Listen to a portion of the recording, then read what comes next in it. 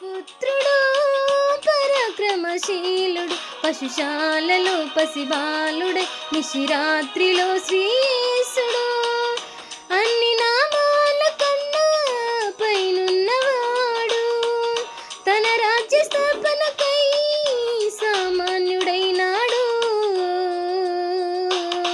రారే జనాంగమా కనులారా చూద్దామా సామ్రాణి పూలమర్పించి సుసేవిద్దామా. పరలోకవాసుడు పరిశుద్ధ దేవుడు తన స్వాస్థ్యమంత వేడి తన స్నేహాన్ని కోరాడు. గగనాన తారక భువనాన వాలగా వింతైన వార్త చెప్పగా